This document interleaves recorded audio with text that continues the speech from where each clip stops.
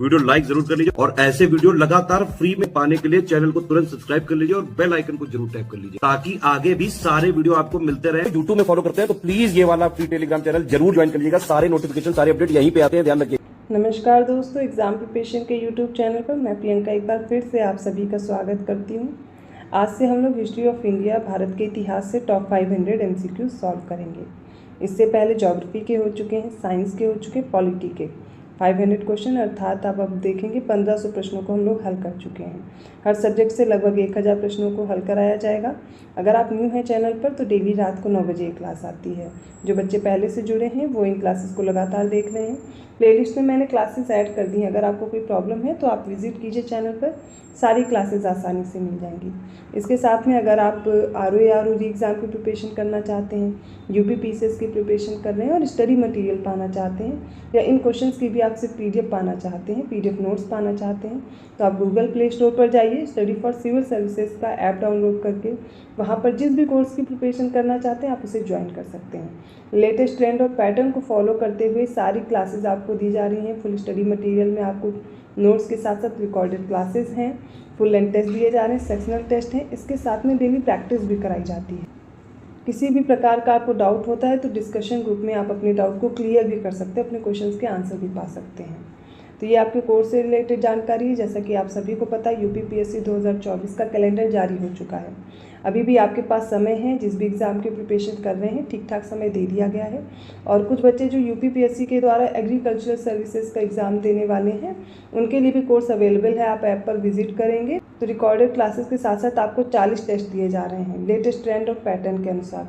चाहे आप कोई भी एग्ज़ाम दे रहे हों उसमें आप देखेंगे चाहे फैक्चुअल क्वेश्चन आ जाएँ, कॉन्सेप्चुअल क्वेश्चन पूछे जाएँ, आप हर तरह के प्रश्नों के लिए तैयार हो जाएंगे। तो स्टडी फॉर सिविल सर्विसेज का ऐप जरूर डाउनलोड कर लें, वहाँ पर आपको सारी इन्फॉर्मेशन मिल जाएगी। अगर कोई डाउट रह जाते हैं तो आप इन नंबर्स पे जो नंबर दिए गए इन पे कॉल या मैसेज करके जानकारी ले सकते हैं। चलिए बिना देर किए आज की अपनी क्लास स्टार्ट करते हैं। आज के सेट का पहला प्रश्न है, दसराग युद्ध का प्रमुख कारण क्या था? ऑप्शन ए है पशुओं और भूमि संबंधी विवाद, ऑप्शन बी है शक्ति प्रदर्शन, ऑप्शन सी है पुरोहितों का षड्यंत्र या ऑप्शन डी है उपयुक्त में से कोई नहीं। इसका करेक्ट आंसर हो जाएगा ऑप्शन सी, पुरोहितों का षड्यंत्र दसराग युद्ध का कारण था। 422वां प्रश्न है, उत्तर वैदिक कालीन आर्यों को किस क्षेत्र का ज्ञान नहीं था? ऑप्शन ए है संपूर्ण गंगा घाटी का, ऑप्शन बी है दोनों समुद्रों का, ऑप्शन सी है हिमालय की विभिन्न पर्वत चोटियों का और ऑप्शन डी है कृष्णा नदी घाटी के क्षेत्रों का। इसका करेक्ट आंसर है उत्तर वैदिक कालीन आर्य कृष्णा नदी की घाटी के क्षेत्रों के बारे में नहीं जानते थे। उन्हें संपूर्ण गंगा घाटी का, दोनों समुद्रों का और हिमालय की विभिन्न पर्वत चोटियों का भी ज्ञात था। 423 क्वेश्चन है, वैदिक समाज में उच्च आचार और नैतिक व्यवस्था थी क्योंकि ऑप्शन ए सत्य बोलना एक धार्मिक कर्तव्य था, ऑप्शन बी अपराध बहुत कम होते थे, ऑप्शन सी अपराधों पर कठोर नियंत्रण था और ऑप्शन डी है उपयुक्त सभी। इसका करेक्ट आंसर है ऑप्शन डी, सारे ही ऑप्शंस आपको करेक्ट दिए गए हैं इसलिए ऑप्शन डी चूज करेंगे। 424 क्वेश्चन है, निम्नलिखित में से ऋग्वैदिक काल के विषय में कौन सा कथन है जो सत्य दिया गया है? ऑप्शन ए है ब्राह्मण कर से मुक्त नहीं थे, ऑप्शन बी है कर का भार प्रायः वैश्य समुदाय पर था, ऑप्शन सी शूद्रों की स्थिति दयनीय थी और ऑप्शन डी बाल विवाह प्रचलित थी। इसका करेक्ट आंसर हो जाएगा ऑप्शन बी, कर का भार प्रायः वैश्य समुदाय पर था।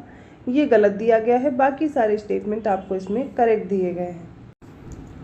425 क्वेश्चन है, किस स्मृतिकार ने पिता के जीवन काल में ही पुत्रों के बीच संपत्ति के विभाजन की अनुमति दी थी? ऑप्शन ए है एक विज्ञानेश्वर, ऑप्शन बी है जीमूतवाहन, ऑप्शन सी है विश्वरूप और ऑप्शन डी है अपरादित्य। इसमें से कौन सा ऑप्शन करेक्ट है? तो राइट आंसर हो जाएगा ऑप्शन ए विज्ञानेश्वर। इन्होंने पिता के जीवन काल में ही पुत्रों के बीच संपत्ति के विभाजन की अनुमति दी। ऑप्शन ए करेक्ट है। 426 क्वेश्चन है, जनक के दरबार में गार्गी ने किस विद्वान को चुनौती दी थी? ऑप्शन ए है अष्टावक्र, ऑप्शन बी है याज्ञवल्क्य, ऑप्शन सी है वशिष्ठ और ऑप्शन डी है विश्वामित्र। इसका right answer option B Yajnavalkya. इन्होंने गार्गी को चुनौती दी थी। 427 क्वेश्चन है, रुद्र की पत्नी के रूप में पार्वती का नाम किस आरण्यक में मिलता है? ऑप्शन ए है बृहदारण्यक, ऑप्शन बी है तैतरीय आरण्यक, ऑप्शन सी जैमिनी आरण्यक या फिर ऑप्शन डी है छांदोग्य आरण्यक। इसका करेक्ट आंसर है ऑप्शन बी तैतरीय आरण्यक में रुद्र की पत्नी पार्वती का उल्लेख मिलता है। 428 क्वेश्चन है, लिंग पूजा का प्रथम उल्लेख किस पुराण में मिलता है? ऑप्शन ए है विष्णु पुराण, ऑप्शन बी है मत्स्य पुराण, ऑप्शन सी है शिव पुराण और ऑप्शन डी है इनमें से कोई नहीं। Right answer is option B Matsya Purana. इसमें लिंग पूजा का प्रथम उल्लेख मिलता है। 429 क्वेश्चन है, भक्ति का सर्वप्रथम उल्लेख किस उपनिषद में मिलता है? पहला ऑप्शन है श्वेता श्वेत रोपनिषद, ऑप्शन बी है मुंडक उपनिषद, ऑप्शन सी छांदोग्य उपनिषद और ऑप्शन डी है Jaimini Upanishad. Correct answer is option A श्वेता श्वेत रोपनिषद। इसमें आप देखेंगे भक्ति का सर्वप्रथम उल्लेख मिलता है। 430वां प्रश्न है, निम्नलिखित में से कौन सी महिला व ब्रह्मवादिनी थी जिसने कुछ वेद मंत्रों की रचना की थी? ऑप्शन ए है लोपामुद्रा, ऑप्शन बी है गार्गी, ऑप्शन सी है लीलावती और ऑप्शन डी है सावित्री। इसका करेक्ट आंसर है ऑप्शन ए लोपामुद्रा ने। ये एक ब्रह्मवादिनी थी जिन्होंने कुछ वेद मंत्रों की रचना भी की थी।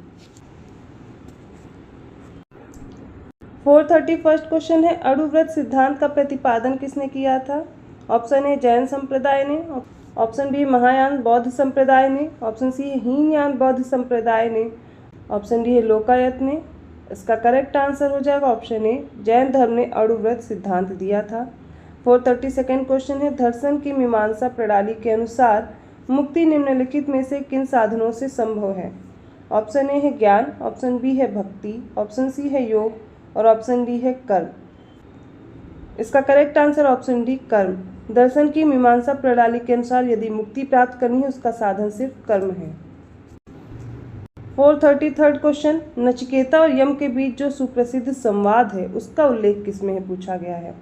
Chandogya Upanishad, option B Mundakopanishad, option C Kathopanishad और ऑप्शन डी है केनोपनिषद।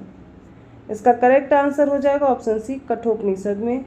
434 क्वेश्चन है, निम्नलिखित में से किस एक राज्य देश में अशोक का व्यक्तिगत नाम का उल्लेख है? Option A Kalsi, option B है रुमेनदेई, ऑप्शन सी है मास्की और ऑप्शन डी है इनमें से कोई नहीं। करेक्ट आंसर ऑप्शन सी मास्की। इस अभिलेख में अशोक के व्यक्तिगत नाम का उल्लेख मिलता है। 435वां प्रश्न है, फिरोज शाह तुगलक की कौन सी नीति तुगलक साम्राज्य के लिए सर्वाधिक घातक सिद्ध हुई थी? ऑप्शन ए उलेमाओं की राजनीति में हस्तक्षेप की नीति, ऑप्शन बी उदार दंड नीति, ऑप्शन सी है जागीर प्रथा की पुनर्स्थापना और ऑप्शन डी है कर नीति। इसका करेक्ट आंसर हो जाएगा ऑप्शन सी जागीर प्रथा की पुनर्स्थापना। 436 क्वेश्चन है, प्राचीन भारत के विश्वोत्पत्ति विषयक धारणाओं के अनुसार 4 युगों के चक्र का क्रम किस प्रकार है वो बताना है। ऑप्शन ए द्वापर, कृत, त्रेता और कली, ऑप्शन बी कृत, त्रेता, द्वापर और कली, ऑप्शन सी त्रेता फिर द्वापर, कृत और उसके बाद कली और ऑप्शन डी है कृत, द्वापर, कली और कृत। इसका करेक्ट आंसर आप सभी को आता होगा, ऑप्शन बी करेक्ट है कृत, उसके बाद त्रेता फिर द्वापर और उसके बाद कली। 437 क्वेश्चन है, देवदासी प्रथा भारत के किस भाग में प्रचलित थी? ऑप्शन ए है उत्तर भारत, ऑप्शन बी है दक्षिण भारत, ऑप्शन सी है पूर्वी भारत और ऑप्शन डी है पश्चिमी भारत। इसका करेक्ट आंसर है ऑप्शन बी देवदासी प्रथा दक्षिण भारत में प्रचलित थी। 438 क्वेश्चन है, आरंभिक वैदिक साहित्य में सर्वाधिक वर्णित नदी कौन सी है? ऑप्शन ए है सिंधु, ऑप्शन बी है शतुद्री, ऑप्शन सी है सरस्वती और ऑप्शन डी है गंगा। इसका करेक्ट आंसर हो जाएगा ऑप्शन सी सरस्वती। वैदिक साहित्य में सबसे ज़्यादा वर्णन साहित्य में सरस्वती का ही मिलता है। 439 क्वेश्चन है, निम्नलिखित में से कौन सा आरंभिक जैन साहित्य का भाग नहीं है? ऑप्शन ए थेरी गाथा, ऑप्शन बी है आचारांग सूत्र, ऑप्शन सी है सूत्र कृतांग और ऑप्शन डी है बृहद कल्प सूत्र। इसका करेक्ट आंसर है ऑप्शन ए थेरी गाथा। ये जैन साहित्य का भाग नहीं है, आचारांग सूत्र है, सूत्र कृतांग है और बृहद कल्प सूत्र है। 440वां प्रश्न है, प्राचीन भारतीय समाज के प्रसंग में निम्नलिखित शब्दों में से कौन सा शब्द शेष 3 के वर्ग का नहीं है? ऑप्शन ए कुल, ऑप्शन बी है वंश, ऑप्शन सी है कोश और ऑप्शन डी है गोत्र। इसका राइट आंसर है ऑप्शन सी। इसमें से कोश इन वर्गों का नहीं है, कुल, वंश और गोत्र एक ही वर्ग का है। ऑप्शन सी करेक्ट है। 441वां प्रश्न है, निम्नलिखित में से किस मूर्ति कला में सदैव हरित स्तरित चट्टान अर्थात सिल्ट का प्रयोग माध्यम के रूप में होता था? ऑप्शन ए है मौर्य मूर्ति कला, ऑप्शन बी मथुरा मूर्ति कला, ऑप्शन सी है भरहूत मूर्ति कला और ऑप्शन डी है गांधार मूर्ति कला। इसका correct answer option D Gandhara मूर्ति कला में। 442 क्वेश्चन है, निम्नलिखित में से कौन गुप्त काल में अपनी आयुर्विज्ञान विषयक रचना के लिए जाना जाता है? ऑप्शन ए है सौमिल, ऑप्शन बी है शूद्रक, ऑप्शन सी है शौनक और ऑप्शन डी है Sushruta. Correct answer is option D Sushruta. 443 question है, महायान बौद्ध धर्म में बोधिसत्व अवलोकितेश्वर को और किस अन्य नाम से जानते हैं? ऑप्शन ए है Vajrapani, option B Manjushri, option C Padmapani और ऑप्शन डी है मैत्रेय। इसका राइट आंसर है पद्मपाणि नाम से जानते हैं, ऑप्शन सी करेक्ट है। 444 क्वेश्चन है, निम्नलिखित में से कौन सा प्राचीन भारत में व्यापारियों का निगम था? ऑप्शन ए है चतुर्वेदी मंगलम, ऑप्शन बी है परिषद, ऑप्शन सी अष्टदिग्गज और ऑप्शन डी है मणिग्राम। इसका राइट आंसर है ऑप्शन डी मणिग्राम।